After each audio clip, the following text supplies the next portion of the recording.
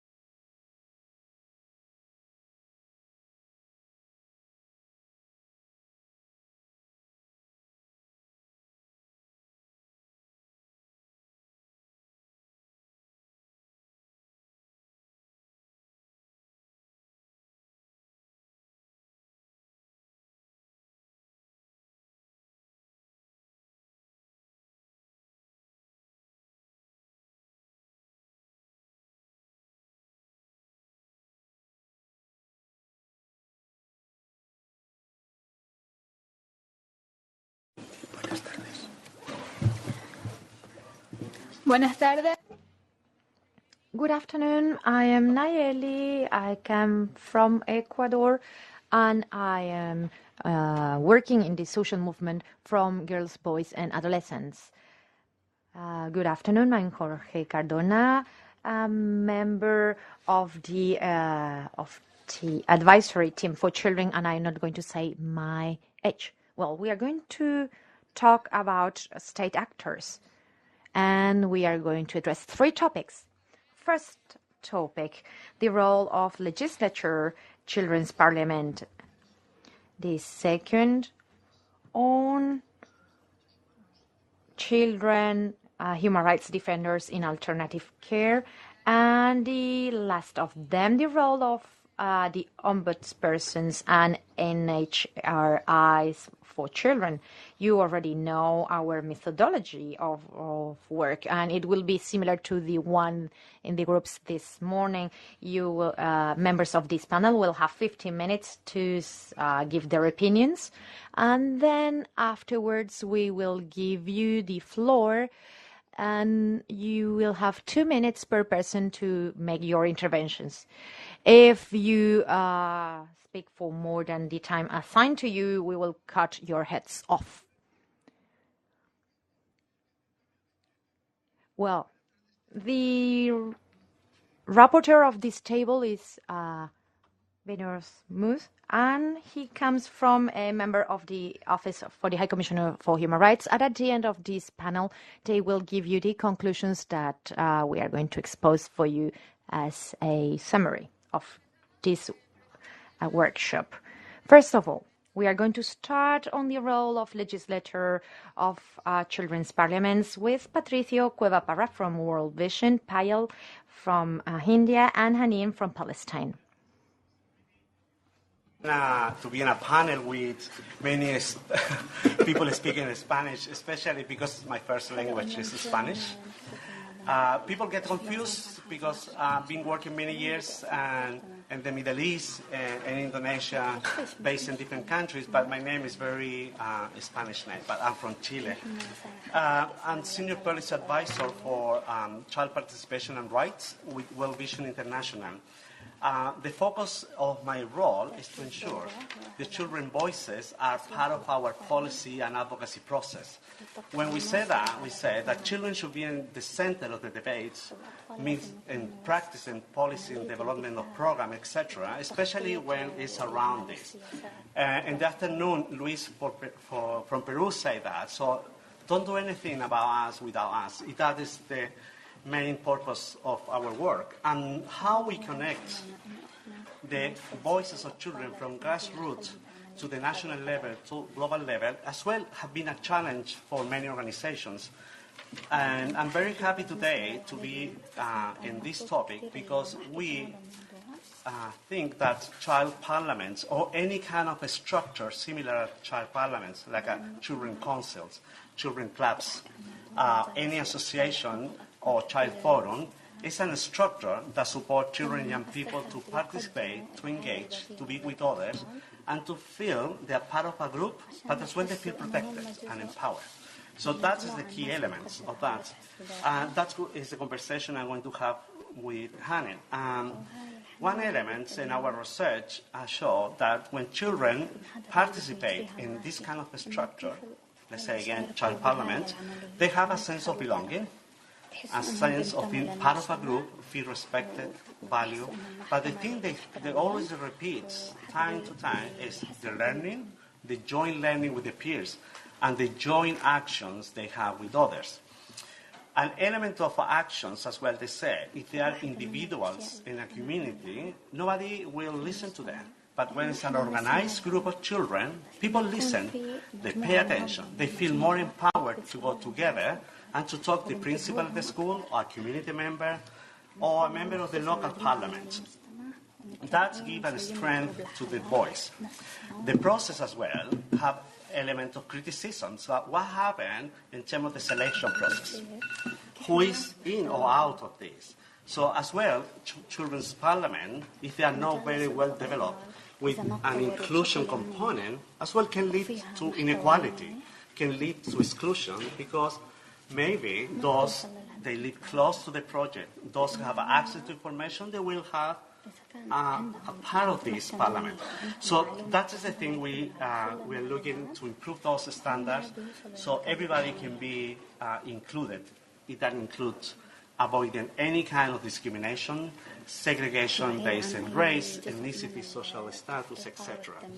So that is the thing we want to talk today, especially because many children and young people told me through our research that the aim of the child parliament is always to defend and promote the rights. And they do in a very natural way, because when they get together, they say, yes, we are here to make a change in our life, but as well in the life of other children. So my first question to Hanen. So you are a member of the child parliament in Palestine. So you are an activist in children's rights. But as well, you have a leadership role there. So you are a board member, you lead the parliament, but as well you are board member of other organizations that they are around your parliament. So tell me about that. Can you explain us about how your parliament works? What is your role? مساء الخير للجميع. هلا احنا بفلسطين عندنا فرق حماية على مستوى الأسواس وفرق حماية على مؤسسات تانية. بالنسبة لفرقة الحماية اللي على مستوى مؤسستنا مكونة من 9 أطفال ذكور وإناث. First of all, good evening for all. I am from SOS Children's Villages, Palestine. We have protection teams on the level of our organization and on the level of other organizations that contains of 9 children within the SOS family. احنا بهاي الفرقة بنعمل أنشطة وإنجازات. من الإنجازات اللي عملناها كانت بمبادرة أطفال بلا هوية. We have a lot of achievements and activities that we implemented through our protection team, which is an initiative called Children with No Identity. لأنه في مجتمعنا مجموعة من الأطفال ما في معهم هويات أو شهادات ميلاد. Because there is a group of children within our society that doesn't have official documents or official registry. وإنه هذا الشيء كتير بأثر على الطفل وكتير بشعر إنه هو حزين إنه ما في معه هوية وما في عنده شهادة ميلاد، ولأنه كمان زي ما بيحكي قانون الطفل الفلسطيني إنه من أول ما ينولد الطفل لازم يتسجل بالسجل المدني حسب المادة 7. It is very sad for a child to feel that he has no ID, no nationality, and of course, as the Palestinian child law states in the article number 7, that every child, once he or she is born, has to be registered officially within the official registry. وحاب احكي كمان انه مهم انه في بلاقوا صعوبات في احنا قررنا نعمل هاي المبادره لانه في صعوبات في الاطفال. في عندي زميلات ما في معهم هويات، مثل كانت زميلتي لازم تحضر الحدث اليوم. We have a lot of challenges through this initiative. For example, my colleague was supposed to be here today instead of me, but she couldn't come. She couldn't make it because she doesn't have an official ID. عشان ما في معها وثائق رسمية. Yeah, an official ID to have a visa and to come here today. So I replaced her. قررنا نشتغل على هاي المبادرة، وهاي المبادرة عملنا أو بالفعل تدربنا وحددنا شو بدنا نعمل فيها بالضبط. وهاي المبادرة عملنا فيها أنشطة. من الأنشطة اللي عملناها كان دفتر النوت بوك. هذا الدفتر. Within our initiative, we produced and published a notebook within the Child Rights Convention, some of the rights of the Child Conventions. هذا الدفتر بيحتوي على اتفاقية الأمم المتحدة لحقوق الطفل، وعن الحركة العالمية للدفاع عن الأطفال، وعن المبادرة، وعن المؤسسة اللي أنا تربيت فيها واللي بعتز فيها. It talks about the initiative in general, and it talks about the Children's Rights Conventions, some of them, and it talks about our partners and the organizations that supported us, and of course the SOS Children's Villages, which is I'm proud of, be a part of. وهذا الدفتر وزعناه على طلاب المدارس، شرحنا لهم عن أهمية الموضوع، عن أهمية موضوع إنه الطفل ما يكون معه في عنده هوية، يقعد يسأل حاله مين هو، وهذا الإشي كتير بيأثر على نفسيته.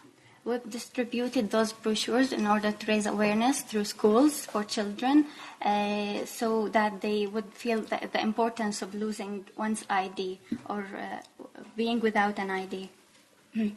وكتير كنت مبسوطة إنه طلاب المدارس رحبوا بفكرتنا وأيدونا ووقعوا معنا على رسالة. هالرسالة كان لازم توصل لصناع القرار، وبالفعل قدرنا نقعد معهم ونوصل صوتنا لهم. I was so proud that the school children approved on this initiatives and got engaged within it, and also they signed a letter in which they approved the improvement of such laws that protects the IDs, the right to have an ID, and we delivered this letter to decision makers as a council. ومش بس هيك، هاي المبادرة وصل صداها لكل فلسطين وانعرضت في المؤتمر السنوي للحركة العالمية للدفاع عن الأطفال. This initiative also reached all Palestinian community. It also had been delivered to the annual conference of Defense for Children organization. هاي بالنسبة للمبادرة اللي عملناها. بعد المبادرة هلا أنا شفت حالي إنه عندي إمكانية إني أقدر أدافع عن حقوق الأطفال، فرشحت حالي وصرت عضو في منتخب لمجلس أطفال فلسطين. After doing this initiative within the council, I found myself that I'm capable of defending human rights and in specific, and then I nominated myself to be a member of the council. Yatik Alafi, I pronounce it well. Always get so impressed with children and young people. In terms of the work they can do, and how they organize themselves, and how they come up as well with very good strategies and methodologies to achieve the things they want to improve in their life. The sense of justice is something very strong, so always they will do something to change or to challenge injustice. If that's something always I learn. I worked with many years in Lebanon with Palestinian children, especially for a Bush Ranch camp. You always was so motivated about the hope and the positive energy for changes in the future. It's something really admire. You admire this for you and your presentation. And I would like to ask you about your motivation. I think everybody here wondering about how motivate you to join this parliament. And then you mentioned as well that you define yourself as a human rights defender. What motivates you to do this?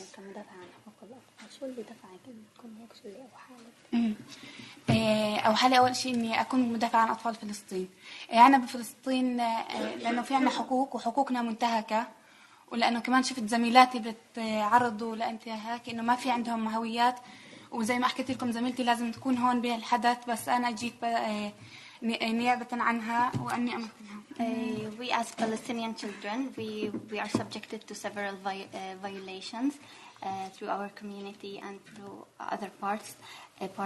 But as I said before, my colleague was supposed to be here, and when I saw that she wasn't able to come here and to represent herself and the council today, I felt that someone should stand up instead of her and defend the rights of the children.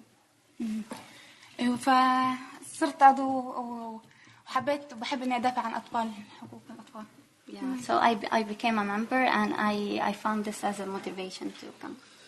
Yeah, and in your actions that you have in the parliament, so I want to ask you two things. When you defend or you promote children's rights, you will face maybe two issues.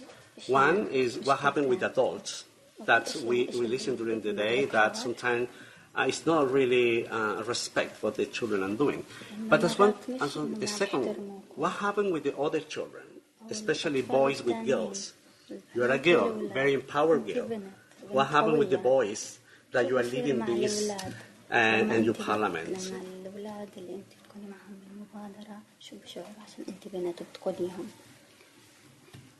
شو هم بشرون أنا بنات؟ عشان أنت بنت وأنت ماخذة دور القيادة. بحسوا بفرق ولا بيزعلوا ولا بيمشوا معك عادي؟ ولا إيش فرق بينكم؟ لا، إنه إحنا كنا ما في فرق بيناتنا، وحلو إنه نكون يعني ما نفرج حالنا إنه إحنا أعلى منهم أو أي شيء، لا ما في فرق، نفس الشيء يعني عادي. Okay, there's no difference between boys and girls, and it's good to respect all kinds of genders within one's initiative. Yeah. Well, thank you. I asked this question. I have this question many times with many children from different backgrounds, and we, as not part of that culture, assume there are many differences. Sometimes we assume the girls that have not the ability to participate. Sometimes are the strongest advocates in the same community. So I didn't know she's going to answer in that way, but I'm happy that you feel empowered to lead your parliament. And my last question in terms of the actions, can you tell me some result of the activities you do in the parliament that you feel very proud and you would like to share with us? إنك فخورة فيها، إنك حضرت مجلس المياه، وإنه المجلس التربية بعدكم مجلس استشاري كنتيجة للشغل اللي اشتغلتوه. أول شيء تم استدعائنا أن نحضر مؤتمر النيابة العامة مؤتمر النيابة العامة، وإحنا رحنا حضرناه، وكان موضوعهم يوميتها بتعلق عن الزواج المبكر. Yeah, we've been invited as a Palestinian Children Council. We've been invited to represent Palestinian children through the General State Attorney Conference, which discussed the subject of early marriage. وفي كمان من مؤسسة إنقاذ الطفل، هاي المؤسسة اجتمعت معنا وأخذت وجهة نظرنا بالأنشطة اللي بيعملونا إياها، وإيش حابين يصير فيه كمان أنشطة اللي بيعملونا إياها. We've also been engaged and invited by other international organizations such as Save the Children in order to participate and give our points of views and perspective towards several issues. وسلمنا وزير التربية والتعليم جمع المعلومات بقيادة الأطفال اللي بتعلق حول البيئة بمدارس النموذجية اللي بيحتاجوها الأطفال، وتم تعيين المجلس كمجلس استشاري لوزارة التربية. We've been hired by the Ministry of Higher Education in Palestine as a consultory council for the ministry in order to give reports about the suitable educational environment within schools in which the children would like to exist in schools in Palestine. So this is one of the great achievements. Yeah. A lot of achievement. We have 2 minutes before something bad happens. So any question you would like to ask me to end our session? Of course. حاب تنصحني نصيحة إني لقدام إنه إذا أنا حاب مثلا أصير زيك شو بتنصحني شو النصيحة بتنصحني إني أكون مثلك إذا صرت مثلك يوم من الأيام. What advice could you give me to be a successful and strong human rights defenders and to reach such an position as you today? Of course, everybody's laughing. So I don't have any advice. So we are learning from you. So definitely, you already are a very empowered, strong, very solid human rights defender. My only advice, don't lose the north. Always continue working on that. As well, from my even childhood and become a youth, always have been concerned about human rights or child rights. And I decided to study something related. My work are related to that. Yeah, I get connected to people who have the same interests than me. Always when I have different way to move, always I went in one line. Yeah, I think it's that, but you already are very empowered, a very strong human rights defender. So thank you so much. We finished 20 seconds before our time. So thank you. Thank you. That's perfect. Thank you for the translation. Ahora vamos a pasar. Well, we now give the floor to the audience during 15 minutes. But it will be 2 minutes per question and 1 minute for the answers. Well, 3 questions and then we will give the answers. There is one question at the back of the room. My name is Anne Jakob. I'm from a German children's rights organization called Kindernothilfe. And I really would like to pick up what Mr. Cueva Parra was saying. He was actually asking the question, how do we connect children's voices to debates on local, national, and to global level? And what we most repeatedly heard today is that children are claiming that they are not taken serious nor taken into account. So despite what I feel is a very constructive and positive approach of the children to dialogue in order to be heard, in decisions affecting them with policymakers, their rights are continuously violated. So my question is, what measures or mechanisms do we have or do we need when United Nations body actually repeatedly deny children their right to participation, information, association and expression? Thank you. No. Otra pregunta. ¿Ahí? Hi, my name is George Moskos. I am a former Ombudsman for Children. I've been Ombudsman for Children in Greece for 15 years. And I've dealt a lot with listening to children and consulting with children. A question that I would like to address to you and to all of us is whether this consultation is a choice or an obligation by legislation.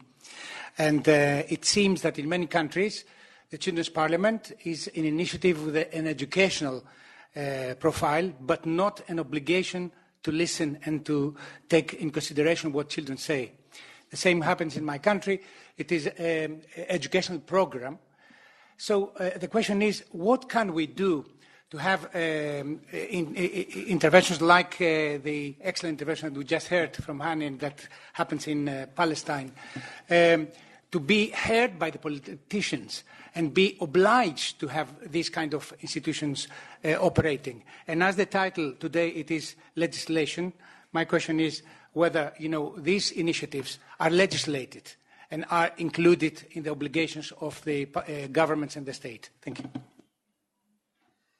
Muchas gracias. Thank you very much. There is one question at the back of the room. Sí. Merci beaucoup. Thank you, Madam. Yeah, I come from Niger. Sido is my name.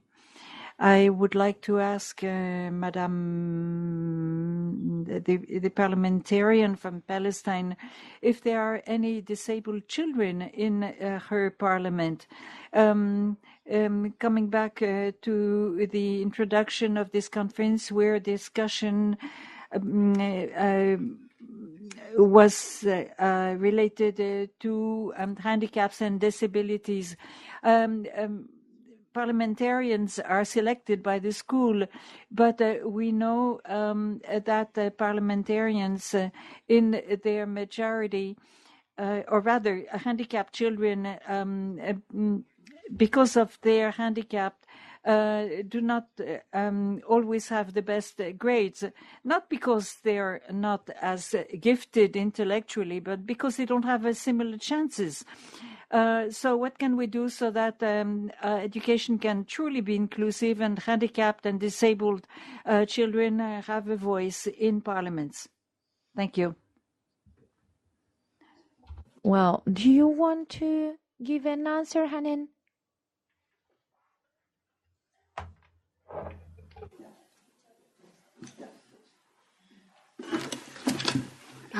حاب احكي انه احنا عندنا بالمجلس في عندنا بالمجلس انه واحد اشخاص ذوي اعاقه.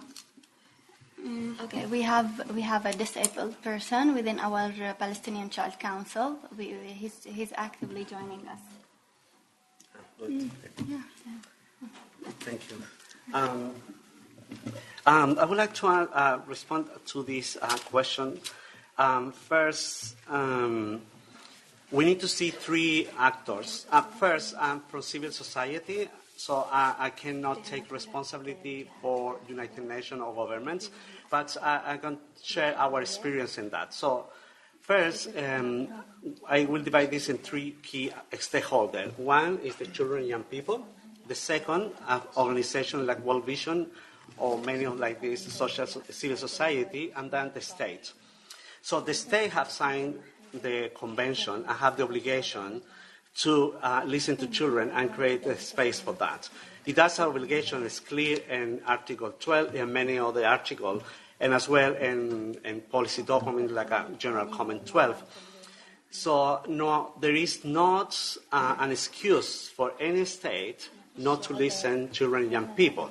And the excuse that we always receive for many organizations or for a state is always three. We don't have the resources, we don't have the skill to do it, or if we are not going to do this well, better not to do it. All these are really excuses because when you have an obligation, you need to find the resources, the methodology, the people with the skills, and the good moment to do it or not. And in that case, we are doing this always trying to make the links between children and young people and governments or international organizations. And it's a lot of resistance. We have been working with many multilaterals and countries, and it's a resistance to bring children and young people and policy debates. And they say the natural space for children is where the children are in the school or they play. You always say, oh yeah, 40, 50, 60 years ago, we say natural place for women was the kitchen. So we don't believe the natural space for children is just the school or the playground. It's the whole society. They can influence decision-making in all the stages of the society, being from the school and the laws and the courts and governments, etc. But this is a right for children, not an obligation. So that means those they don't want to do it, they are free not to do it. But the important thing is to have policy in place.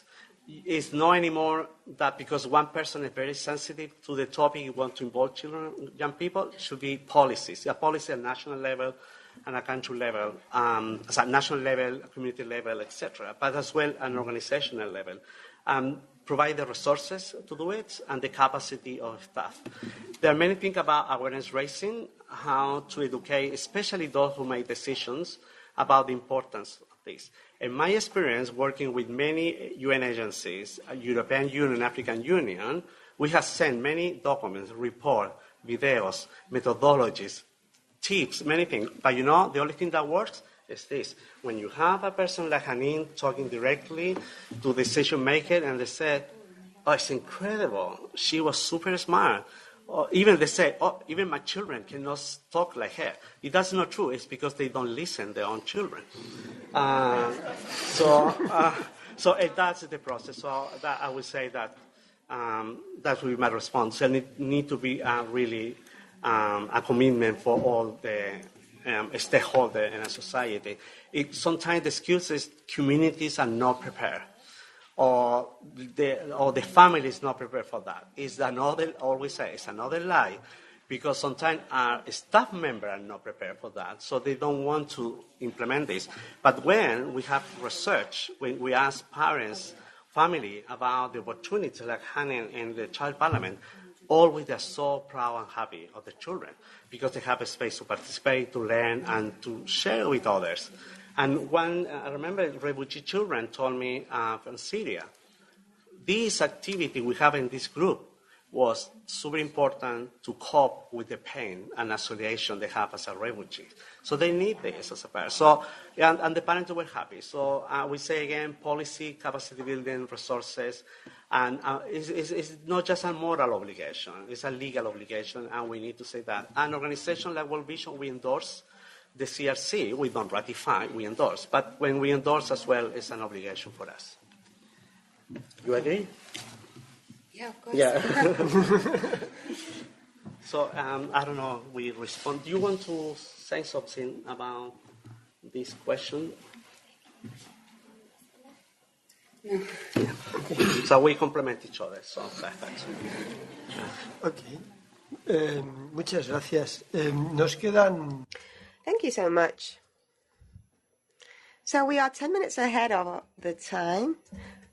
However, we could still use a few more minutes for another question if anyone wishes to ask a question.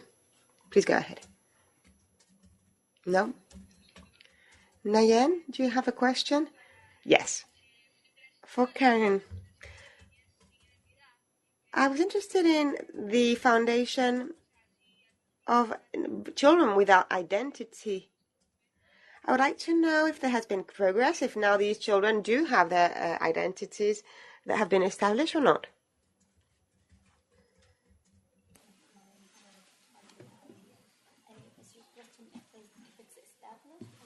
No, it's already processing the papers.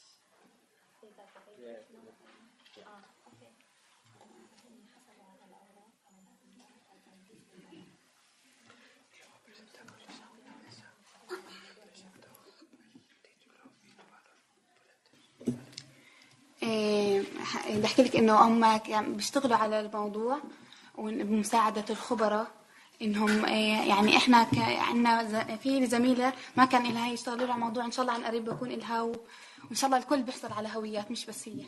We're working on it. We're in the process of attaining that with the help of experts from other organizations, such as lawyers, and which is hired by other organizations, of course. Which is here the role of NGOs to support within providing experts and stuff. Yeah, so it's in the process, not yet. Okay.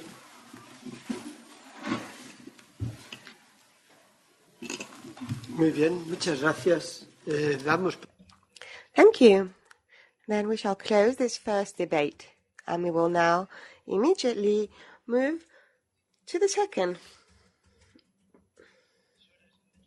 The title is Those in Alternative Care.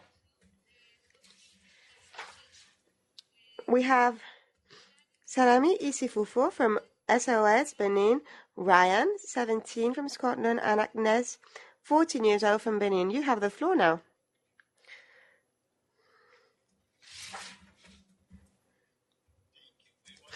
Happy to be here.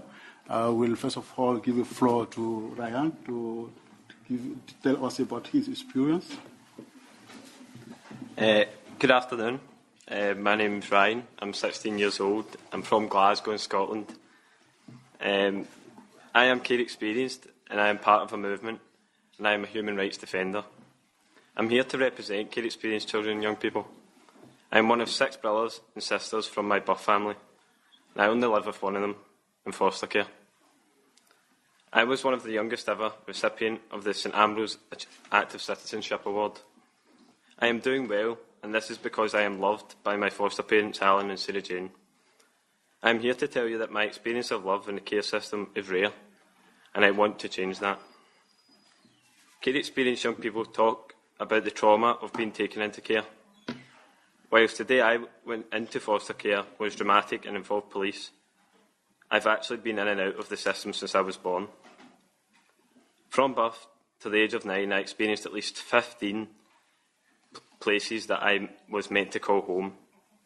My family is plagued with addiction and severe mental health issues.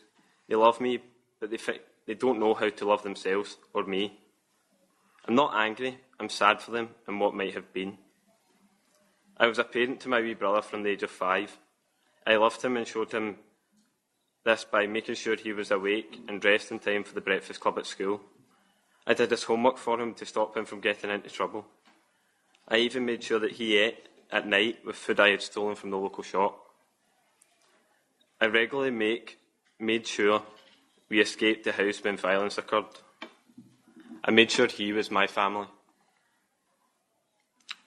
If I hadn't been taken in by my current foster family, by now life would have been drastically different in ways that probably would have led to drug abuse, no education and perhaps secure care. It took me over a year of being in my foster family to realise I wasn't going back to the chaos of my birth family, and another few years after that to know I was home. The magic feeling of giving and receiving love was the change in me. My new mum and dad showered me with love. They took away the responsibilities I had to my brother Kyle, although I really struggled with this. They helped me find and develop my talents in sport. They nurtured me to grow in empathy towards my birth family. And they helped me to understand that I am part of a wider care family. It was them who connected me with the amazing organisation Who Cares Scotland.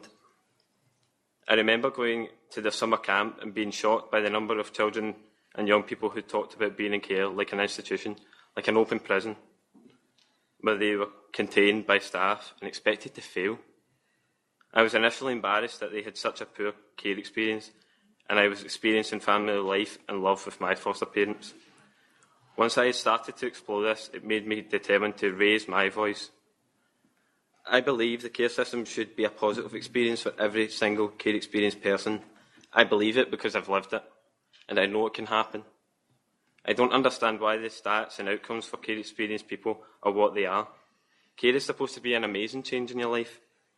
When the hard part, the trauma, abuse and neglect is over, it's not meant to be a new chapter of the same things happening over and over again. To me, it's scary to know how easy life could have been really different. Though I'm still dealing with what I went through before care, but I'm proud that I've broken the cycle of my family history. There's nothing I've done that's miraculous. I'm just like every other care experienced person in care, only I've been lucky to be loved. Every care experienced young person should have the chance to break the cycle, to have equal opportunity to do well, to move on from their past and make something of themselves, to be loved. I just want every young person in care to have a chance at having a second family like I have. I don't want to be the exception to the rule anymore. My story should be the norm. Anything other than this is unacceptable. Being loved made the difference in my life, and being a member of the care experience movement brought me here today. As a human rights defender, my ask of you is this. The rights in the United Nations Convention on the Rights of the Child should be defined as love. All children and young people should have the right to a lifelong loving relationship. The UN committee should ensure everyone recognises the importance of love as a right, and ensure that as Scotland incorporates the UNCRC, you should make this a reality for every young person. Please do this for my care brothers and sisters in Scotland and right across the world. Thank you.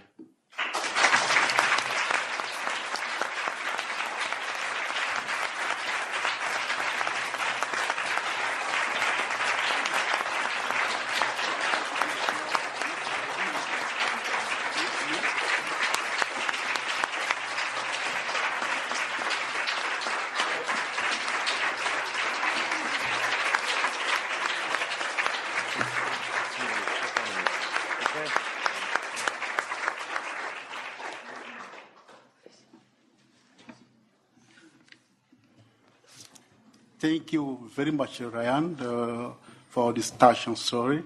Now I will give the floor to Agnes to share her experience with us. Yes.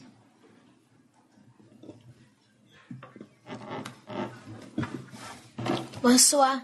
Moi, je m'appelle. Good afternoon. My name is Agnès. I'm 12 years old. I'm in fourth year. We have an international organization, SOS. I've been put with this organization because at the age of 2, I became an orphan, and I was put with this village, and normally they elect representatives, and there's one representative to speak for all the children. And then we have another 6 members who designated in the house. And I was elected to speak up for our home. We are 10 children in this home. And we have a member who was elected in the parliament. Because I'm the chair, I'm in charge of organizing activities. And I also organize different program and activities, and we're asked to give our views. It gives us an opportunity to express ourselves and give our views on the organization of activities and to say what we want to be done and what should be improved. SOS is a member of an organization and a network. And during the Day of the Child, we have advocacy events. And quite often, we're not alone. We work with different structures, protection centers for children, and we have a follow-up. We try and see if what was advocated the previous year was followed up and implemented. And those who were elected in 2017 to represent us and to give a report and a feedback. And this is done together with the protection centers of the Good Samaritan. And the prefect of our department was in charge of organizing awareness campaigns in villages. And he did this with the children in schools. And this concerned sexual harassment, corporal punishment, treatment by the parents. And we had some events on corporal punishment, and then we're told you don't hit anybody. And in school, it becomes our responsibility to make sure that there's other forms of punishment, but not corporal punishment. And actually, I feel bad. Since I have all my rights, but I know other children are not in the same situation. I'm sure that a child somewhere is suffering. And just thinking about this, while me, I'm well treated. I was welcomed in a family, in a home, in foster care, and while other children are suffering. And this became a motivation for me. I want others to benefit from the same treatment, because adults should protect us and defend us, but even us children, we should be able to defend ourselves.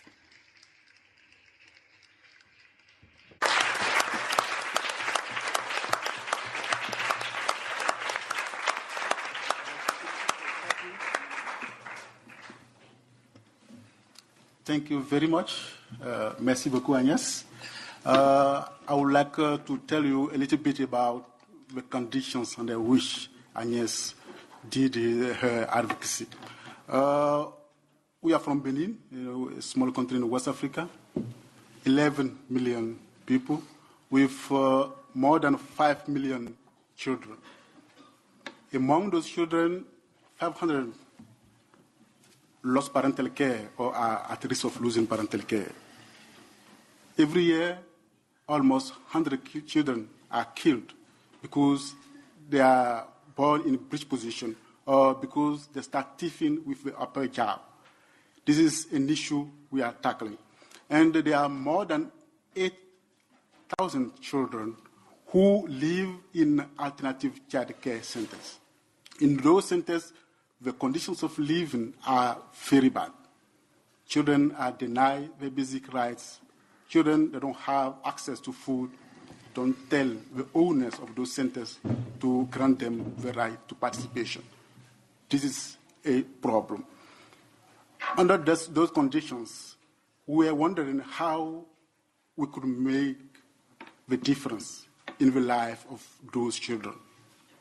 The aim of our organization is to ensure that children under our care become active members of our society.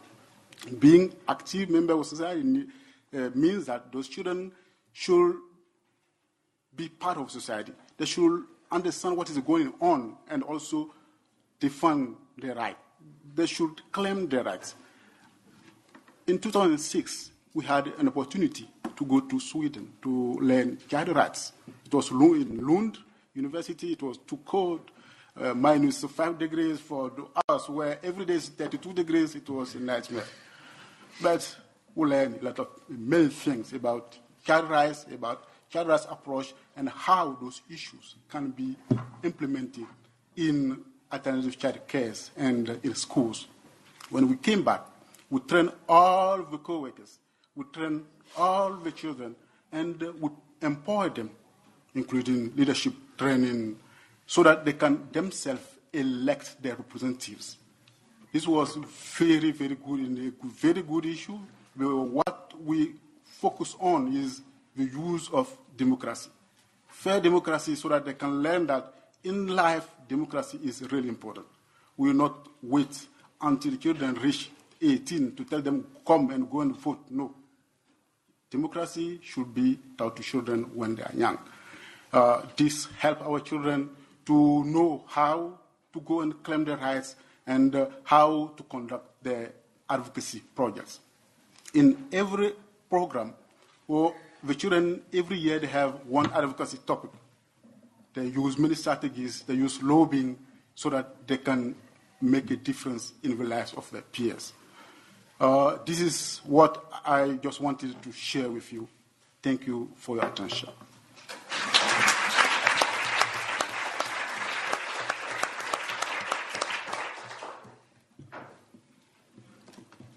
Vamos a tener el mismo mecanismo de preguntas. 3 preguntas. So we'll follow the same procedure for questions, maximum 5 minutes for questions and then answers by the panelists.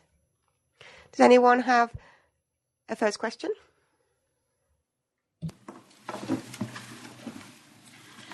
So this is more of a follow-up to Ryan's beautiful speech that he just gave. I'm Alicia, I'm from Scotland. Like Ryan, I identify as care experienced. I'm also a human rights defender. We are part of a movement filled with stories just like Ryan's, stories that are entirely different, but each story holds a place within the care experience movement. Our movement has taken a forefront within Scottish politics, and for the first time in 150 years we're being listened to. Globally, this is really unique, but it's not enough. Care experienced people are telling decision makers what it's like to grow up in care in Scotland, and how care isn't just a section of your life and you don't just move on from it. The impact of the care system is lifelong. We asked our First Minister, Nicola Sturgeon, to listen to 1,000 care experienced voices. We have eradicated home council tax for care experienced young people up until the age of 26. And they're also able to study and further in higher education in Scotland for free, whilst being given a grant equal to living wage that completely replaces a student loan. Our movement of liberation demanded that we had a root and branch review of Scotland's care system with our voices at the forefront. That is currently underway, and we're going to make history, but we need your help. We want you to take an active interest in what we are doing with the power of our voices. push for what we demand over the next year. As a movement, we need you to come on board with us, champion us, empower us, accept us, and listen to us. Most importantly, as a movement, we want you to love us. We want you to embed love as a human right through the UNCRC so that we can completely redesign the care system in Scotland. As children, we have the right to a family life, but so many of us are stripped from our families. Around 70% of us are taken away from our siblings, just like Ryan was taken from his birth brothers. And so many of us will never, ever know what a family feels like. Stories like mine and Ryan's won't just be products of trauma and neglect anymore. Care experienced people deserve more. We deserve the right to be loved.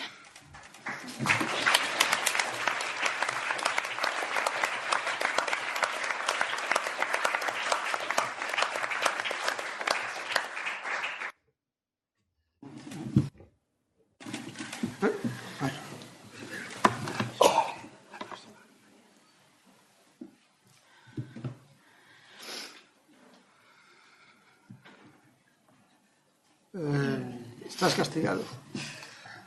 ¿Ya? ¿Tampoco? You're punished.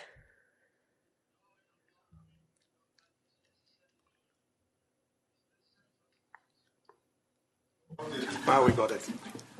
Thank you. My name is Erich Kofmel. I'm with Autistic Minority International. Autism is a developmental disability. This does not mean that we don't develop at all, just that we may develop more slowly than others. Few autistic children will be in a position to be human rights defenders, but many autistic adults remain childlike longer. Some of us may never reach the milestones of adulthood, never enter into the workforce, never have a romantic relationship, never live on our own independently. As autistic adults, we are therefore much closer to our childhoods than non-autistic people are to theirs. Many of us remain traumatized all our lives because of what was done to us as children. The exclusions non-autistic children may experience continue for most autistics into adulthood. We are not being taken seriously, and many countries deprive us of legal capacity even as adults. Many of us are kept in alternative care in residential institutions or mental health facilities all our lives. Because most autistic children are excluded from quality mainstream education, they never get the education that would enable them to become human rights defenders, either as children or as adults. No autistic child benefits from being in alternative care, except if it is to escape abusive parents. The interests of parents and caregivers who may perceive us as burdens must never be equated with the best interests of the autistic child. The experiences that we as autistic self-advocates made when we were autistic children ourselves are what separates us from non-autistic parents of autistic children who don't share these experiences. That's why it is problematic that in making autism policy, most states only work with organizations of non-autistic parents, charities run by non-autistic people, non-autistic professionals and so-called experts, rather than working with actually autistic adults who truly know what it is like to be an autistic child. We need to protect and empower autistic children so as to enable them to become adult human rights defenders, speaking up for the next generations of autistic children. We remember, we lived through it. Childhood to us is not a question of age. Society keeps perceiving us as children and treats us as children all our lives. I apologize for having to leave early for the session on children with disabilities in the other room. Thank you.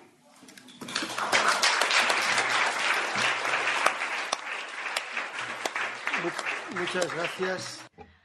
Thank you very much. I give you the floor now. Marius de Belfast, je me demande comment on peut protéger les enfants et s'assurer que tous reçoivent l'amour. Nous avons entendu 3 questions. 3 questions. Do you want to react on them répondre à ce qui a été dit? Something about them? Thank you very much for your question. The issue of autism is really important, and it's my opinion that every stakeholder should really try to find ways to foster the participation of autistic children. This is very important. In alternative child care, for example, in our country, for example, there are many children with autism in those centers, and they try to use many sort of way to ensure that the opinion of those children are collected. Regarding the love in alternative child care, this is easy to do if all the children are assigned to one core care code. This is very good because in some sort of family-like care where there is a mother where there are parents, children can really benefit from love, from security, so that those children can grow in responsible adults. This is what I want, the answer I want to give to those issues. Thanks.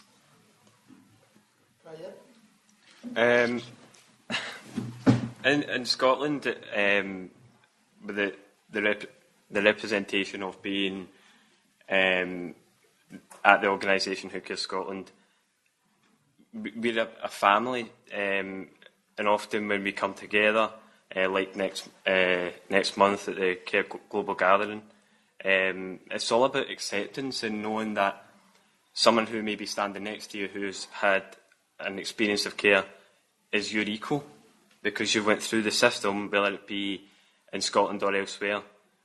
You should not just deserve love, but you shouldn't have to wait for it. It should be there from the outset. I know myself, as soon as I went into care, there was a lot of negative aspects of it, and there was not a lot of attachment, and there was things that was wrong about it from the outset. But when I moved in with my foster parents that I'm currently with, and I've been with for 8 years almost, there was just something about it that clicked, and that they were ready to show me love, and that it just came about that I felt like I was secure, and that I felt a sense of belonging, that was my home, and I was able to call it my home. And going back to the point that you were making on autism, there's a lot more issues that in Scotland care experience people face, but it's giving them support and making them come together and speak about what they're going through daily. Because often, and we talk about Article 12, often if young people come together, they'll find it easier to speak to a young person than a professional who might not actually know what they've gone through. So that professional has to show love, and that's why the young people are possibly going towards young people rather than a professional, because they know that actually if they're going to see a professional, they're not going to show them that love.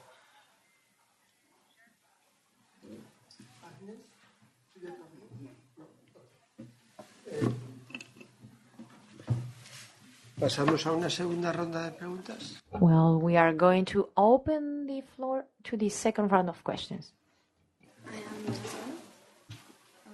No, she wants to comment on the question of that. Okay. بدي أحكي لك إنه إحنا دليل إنه إحنا بنتلقى. أنا مؤسسة دخلت عليها كان عمري 2.5 سنين. دليل إنه في مؤسستنا بنتلقى الحب والدعم. إنه لو ما في عنا حب ودعم ما كان أنا مش موجودة هون. وبالنسبة لهذا الإشي حاب أشكركم إنكم أتحتوا لي هاي الفرصة إني أكون بينكم في هذا الحدث العالمي ومع أشخاص مهمين زيكم. وحاب أشكر مشرفة اللي ساعدتني ببيت البنات اللي دعمتني، وحاب أشكر أمي اللي ربتني في المؤسسة من عمر 2.5 سنين. Our presence here today is the greatest proof of receiving love and support.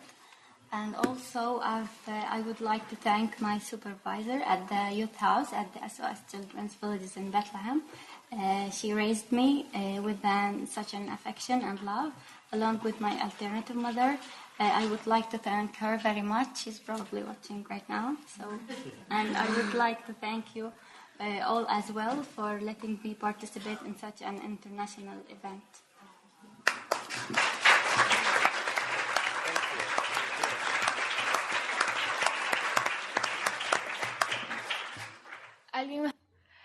Does somebody else have any questions on the floor?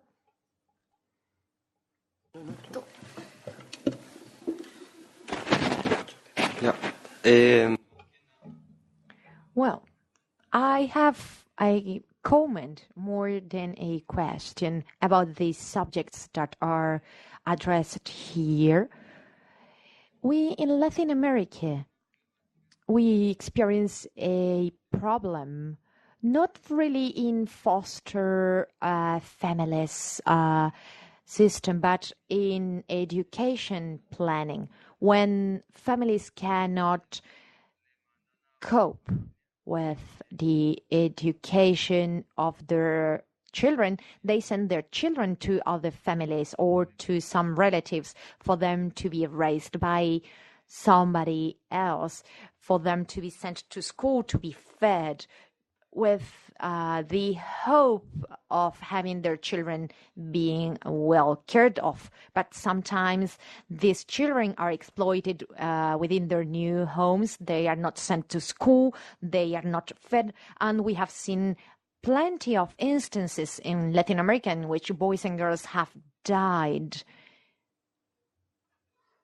because of this shared parenting experience. In Paraguay, for example, there are around 36,000 children in this shared education system, with studies, most recent studies dating to 2016. And this is related to this subject that we have addressed here, because what we really want is that children don't need to go to other houses to grow up well, but the state actors to give their families some subsidies, some salaries for their parents to be able to economically support their children and to address their most basic needs, education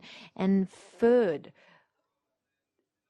In terms of love and happiness, which are for me quite related to each other. In our movement, we have a slogan on how to achieve happiness. And for us, children need to have all their rights respected and live in dignity. Well, the person at the back of the room, if you want to take the floor. Bonsoir. Yes, good afternoon. Just a comment on my side. Since this morning, we've been aware that there are very big inequalities between handicapped children or disabled children and non-disabled children. A previous speaker spoke about autism, and he said that in all countries in the world we witness inequalities. And I think there's a strong message on behalf of defenders of human rights. I think in your message you should always include disabled children, because there are millions and millions of children who do not go to school and who do not find this support. So please make sure you include these children in your messages. There are also very intelligent children there who can fully become human rights defenders themselves. So give them a chance and give them the support which makes it possible for disabled children to develop their capacities. There's a convention for the rights of the child, but there's also a convention for the rights of disabled people. In Article 6, reference is made to these children who are doubly handicapped because they have a disability, but they also lack adequate support. So they should be supported in order to develop their full potential. Thank you. Muchas gracias. No sé si. Well, thank you very much. I don't know if Ryan, Agnes, or Simon want to add some comments to these interventions we have had, maybe at the end? Well, okay. So we are going to start the third panel of this session. In the first working group, in this moment, a session is beginning on children human rights defenders with disabilities. It is a subject that is being addressed exactly at this same time. So, if you don't mind getting out of this panel or allow others to come here.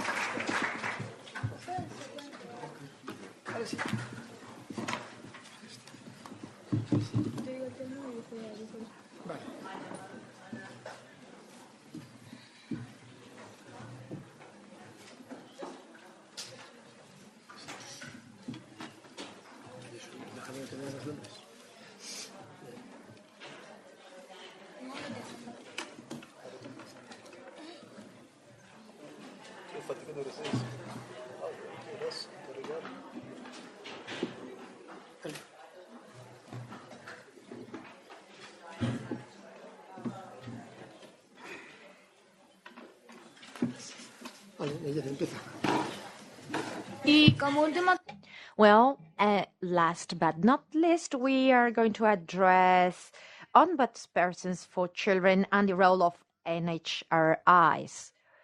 We have Geneviève Avenard with us, ombudsperson for children in France, and also the president of the European Network of Ombudspersons for Children and Adolescents. And we also have here with us Faisal, who comes from Bangladesh and is 15. How is your name pronounced, by the way? Faisal. Well, I wasn't very inaccurate. Well, you have the floor. Thank you. I would first of all like to say that I'm extremely happy to be with you this afternoon for this working group. I'm also very happy to have met Faisal, who shared with me his knowledge and had an opportunity to exchange with him and discuss things with him. I want to say she is very proud of you. Je parle ici en... Yes, I'm speaking in my capacity as a defender of human rights in France. Actually, it's an independent administrative authority guaranteed by the Constitution, which gives us a free voice without the constraint of any sort. And it gives us an opportunity to speak for the rights of children and respect of their rights. In my capacity as president of the European Network for Children, which includes 46 such institutions in Europe, and working also for betterment of respect for children. Our role is to defend and promote the rights of children as embedded in the International Convention on the Rights of the Child, and make sure that both public and private authorities do their utmost to uphold these rights. But we recognize both in France as well as in Europe that children, and mostly those who are most vulnerable, are those whose rights are least respected, which is the case for disabled children, migrant children, poor children, which means that we should bring more support and understanding for these children.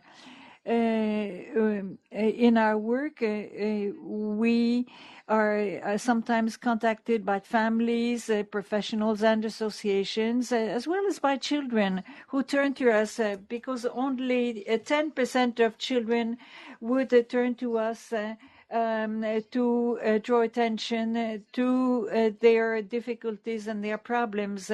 And we stay at this low level. And the question in our mind, which we've had all day, in the back of our minds, is perhaps we're not well known enough. And people don't know that we have this responsibility and this action.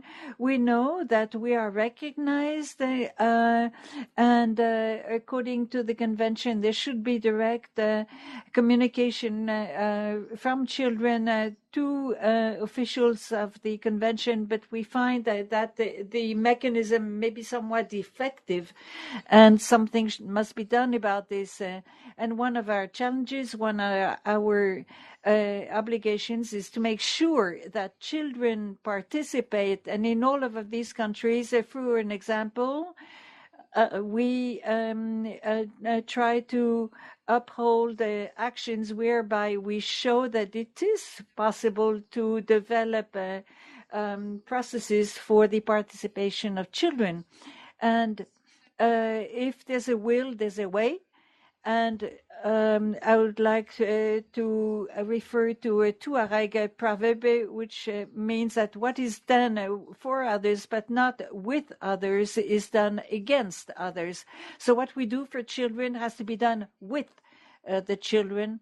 And this is one of the main features of this network, which makes it possible to give a voice to children and to take seriously what they are bringing up.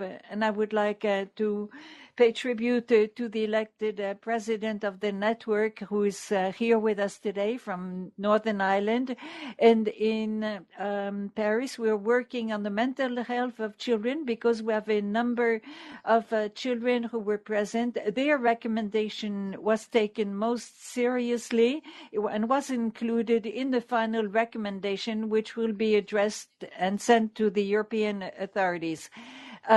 We don't always have an opportunity to make our work known, and this is very important because children and youth here should know what we are doing, and we should be active together with them to make this work known.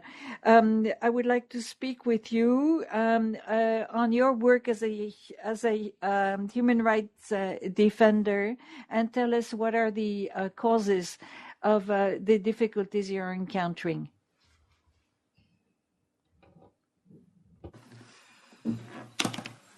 Dear distinguished participants and dear friends, good afternoon.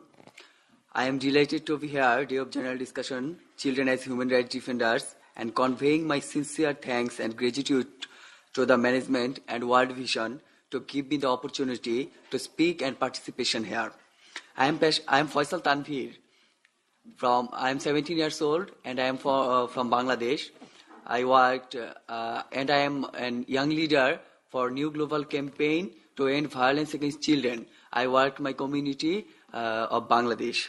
I am passionate about child and human rights and gender-related issues, and I believe a world without violence against children is possible.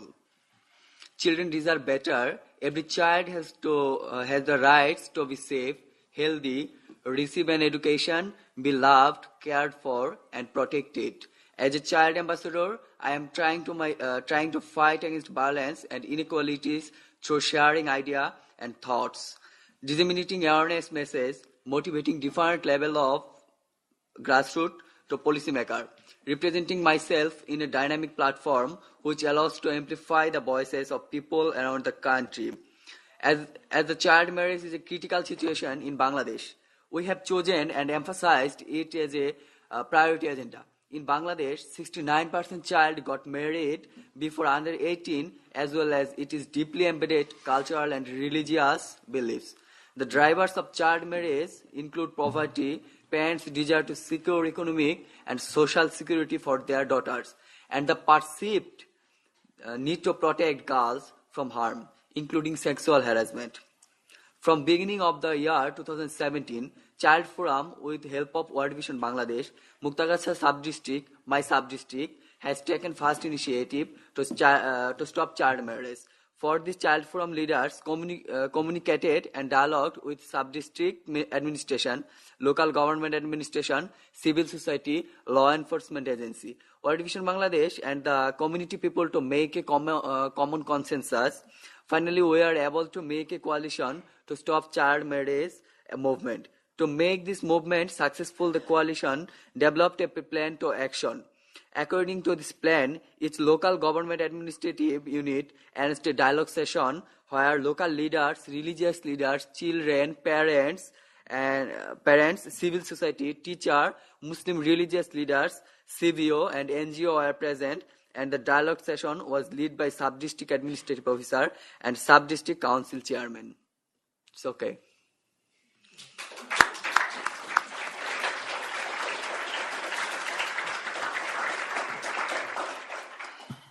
Est-ce que tu peux nous dire si tu as eu des... Can you tell us what are the success stories that you could report on? What sort of results, successful results that you've obtained? What were the difficulties which you encountered? And whether you're satisfied with this experience and the work that you've been accomplishing? Firstly, a telephone number has been introduced to getting help from the... A telephone number has been introduced to getting help from the sub-district administration and law enforcement agency to stop child marriage. Every school of the sub-district has been covered one honor awareness raising session in every month. Parents of students have been oriented to the parents gathering in school. Religious leaders, especially imam, priest, who lead the prayer, included a sermon 10 to 15 minutes on child marriage in the prayer time. Also, journalists, political leaders, social leaders also mobilized and engaged in this issue. NGOs and CBOs have contributed to build up awareness to their target groups. Moreover, the coalition arranged miking, mobile folk song, cultural program to build up mass awareness. All this combined integrated effort resulted in a significant reduction of child marriage gradually. During this period, 44 child marriage was stopped only by the Child Forum in last 2017 years running. Finally, the coalition arranged a mass gathering to show a red card to child marriage, and the deputy commissioner declared the Muktagacha, my sub-district, is a child marriage free sub-district. Yes, we have success and saved many children's life. Thanks, Lord. And also, dear friends, and I would like to mention the other achievement on violence against children shortly for your kind information. 161 primary school teacher has taken oath not to use violence behaviors and attitude with the children. Functionalized the local police station, child help desks as child-friendly and supportive help desks. Here, a lady police officer to duty, and a child when a victim he victim and go to nearest police station, this police officer, lady police officer, awareness him and counseling him. Ensured violence-free school environment against children. Able to convince Union Council and municipality to allocate separate budget for children. Have an office space allocation for Child Forum in the Union Council office and get easy access for children. And also, the acceptance and valuation of children opinion is being increasing in civil society and community people and local government.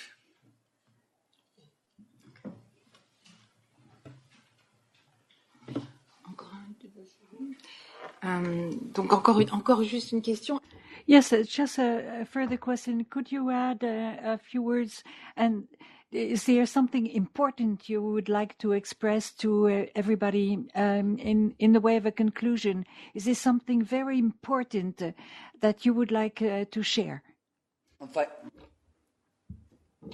I would like to draw a few recommendations on to end child marriage and violence against children, advocacy initiatives which lead toward the better achievement on the issue. To continue the public awareness on demerits of child marriage for the community people. Number 2, not to use second-time birth certificate for child increasing the age. Number 3, strengthen the child forum of whole country to work together against children, together against child marriage. Number 4, be supportive role of duty bearer to stop child marriage. And last one, age verification by the religious leaders before marriage.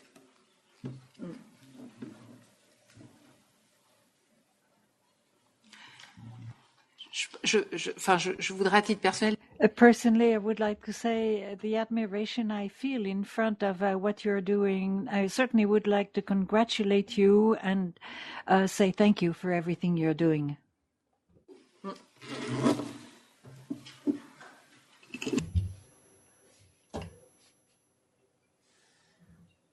First, I would like to thank you for your interventions and your dialogue.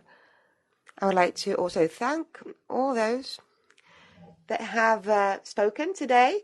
And I know that probably the threat of wanting to cut heads off if you didn't respect the time was heard. I will now give the floor. We have one question here on my left.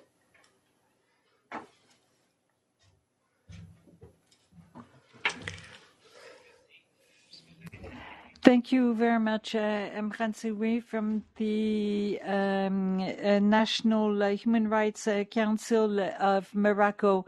Actually, we set up a recourse system for children who are victims of human rights abuses, and this has been registered with the European network, and I would certainly like to thank you very much for your invitation today. I have a question to address to the children as regards their level of knowledge as regards human rights institutions. Have the youth and children had an opportunity to visit these institutions? I'm raising this question because I can see in most of the statements that the issue of accessibility by children is always being raised. This is true both in the European contracts and elsewhere.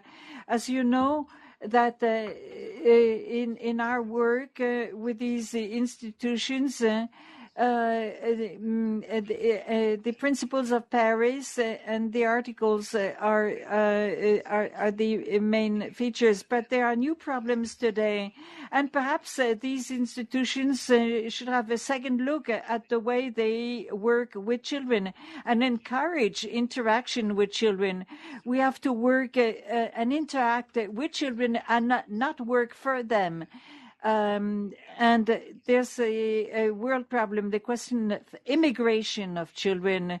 As you know, there are many children who are victims of violations. I believe that human rights organizations should have a concerted effort because cooperation is transnational. You need a lot of cooperation amongst all institutions. Thank you. Any more questions?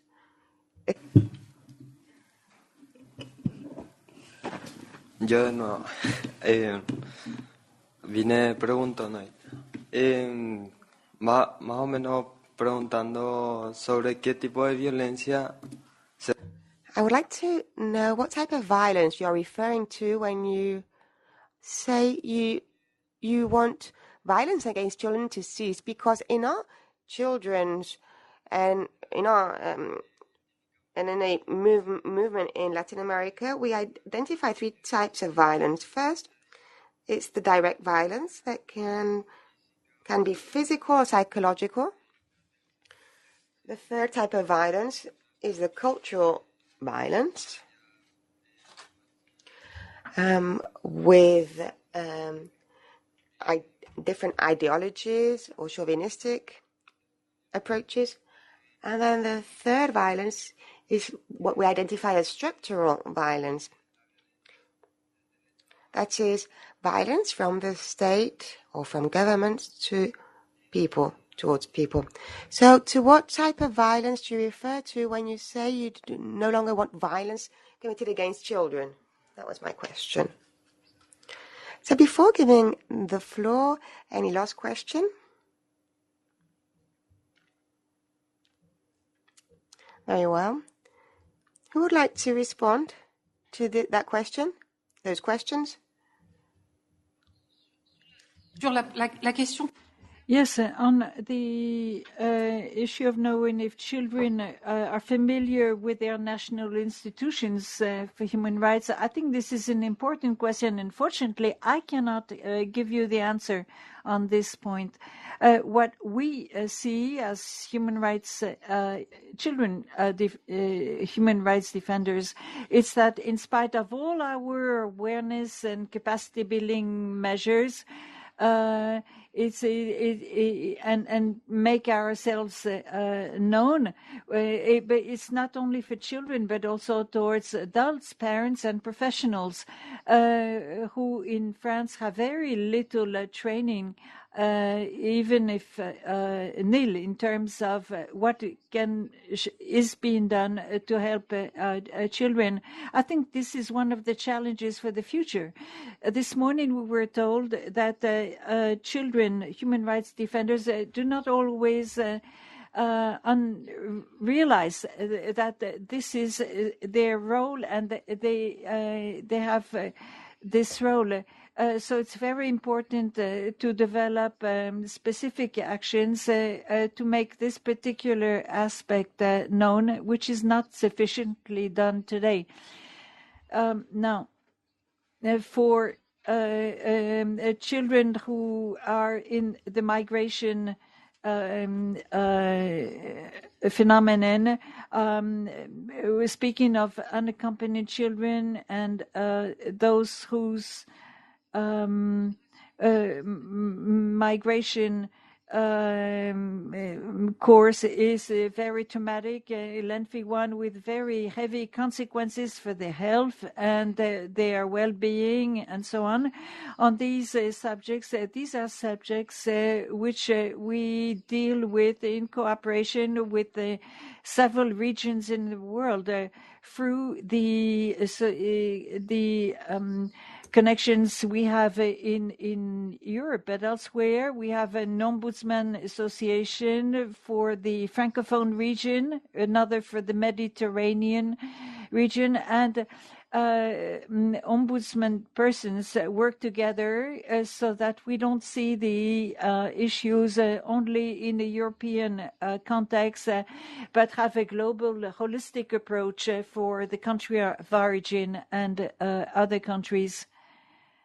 On violence, the question was raised, but I think it implied the answer as well. On all aspects, the convention does specify violence, all forms of violence, whatever it may be, in the situation responsible for the abuse or the violence, and wherever the place may be. So I think this is one of the specific subjects that we should be targeted in our work, because here nowadays, 21st century, we should no longer be faced with this type of violence against children.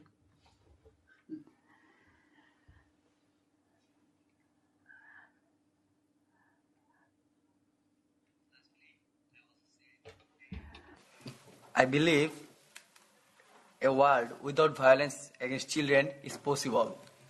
So, our national levels, as also international levels, all policymakers are requested to please take necessary steps as early as possible to save children, all over the children in the world. Thank you, everyone.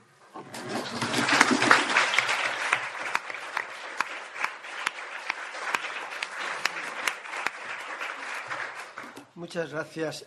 Antes de terminar, Nayeli, que es mi co-moderadora.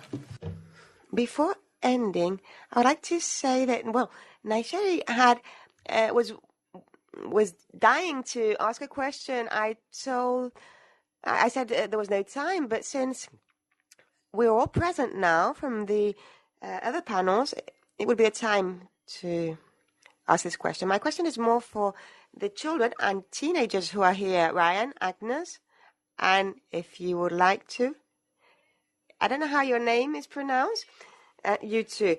I would like to know what steps are made in alternative care are made when a teenager or a child suffers psychological or physical violence, and what are the criteria for a child to be put in foster care?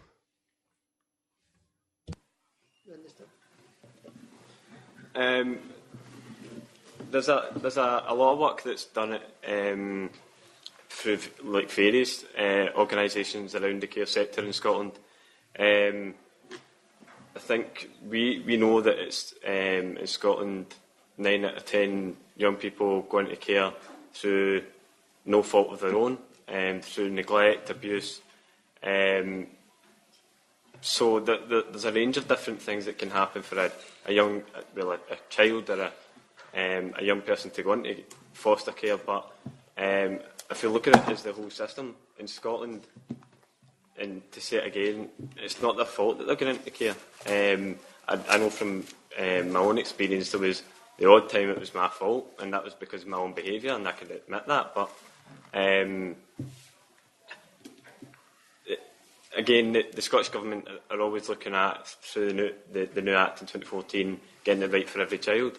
And through that process of going into foster care, the right recommendations have to be made through the best interests of the child or the young person. So the young person has to always be informed of the process.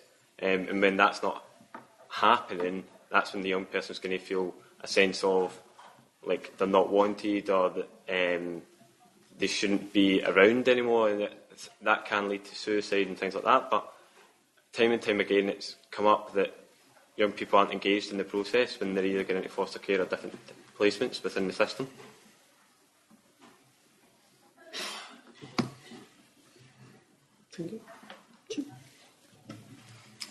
Thank you very much for this question.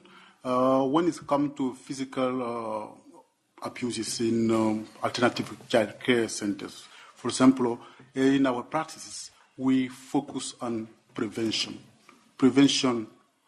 So that those kind of incidents don't happen.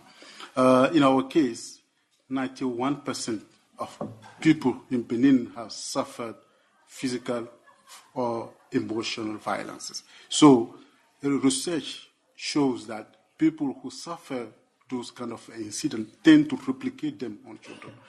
This is the reason why all our co-workers, we train them, we support them to overcome their own trauma so that they can be able to take care of children. This is a very, very aspect on which we really focus. Another issue is that when those incidents happen, we have systems in place in order to report, in order to respond to those issues, even though it is our staff that abuse children. When it's come to foster care, this is something we started this year with the support of SOS Children Villages. Government was able to put in place foster care. Now in our country we have a hub of alternative child care options. When a child loses parental care, for example, state stakeholders, partners, and other NGOs will sit together in order to find what is the best options for this child, considering his or her best interests. Thanks. This is what I want to share about this issue. Muchas gracias. Thank you. We have now finished. I would just like to point out as a conclusion, and before we leave the room, that Ryan has said something that I think is essential. If those who have to make the decision, those who create the protection system, would listen to and involve and engage with the children that have suffered those situations or are living those situations, I am sure it would be much better. Therefore, it is so important for NNAs to be protagonists and to raise their voices so that all children and teenagers in the world are better protected. Thank you very much. To end, I would like to thank all the panelists. Your speeches have been wonderful. I admire all the children defenders who are here. We have to continue fighting for our dreams and our futures. Thank you so much.